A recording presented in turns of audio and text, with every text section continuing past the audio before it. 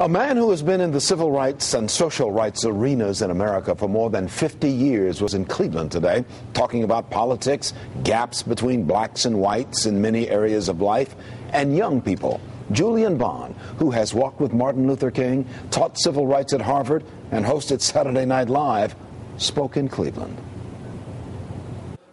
Longtime nationally known civil rights activist, writer, and lecturer Julian Bond addressed the City Club of Cleveland.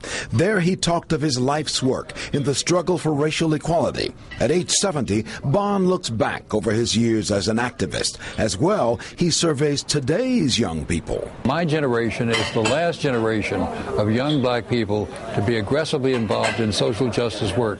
Doesn't mean that none of them are doing anything, but nowhere near as many of them are doing anything as did it when I was coming along. Bond said gaps between black and whites in health, jobs, and education are still wide. He told the City Club Americans need to work to close those gaps. Julian Bond was an integral part of the civil rights movement, often championing the cause of voter rights.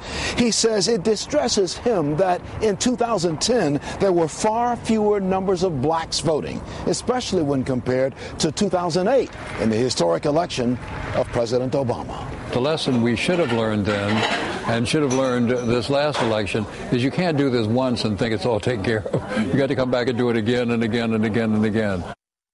For 50 years, Julian Bond has been on the civil rights and social rights activist scenes. He is currently a distinguished scholar in residence at American University and a history professor at the University of Virginia.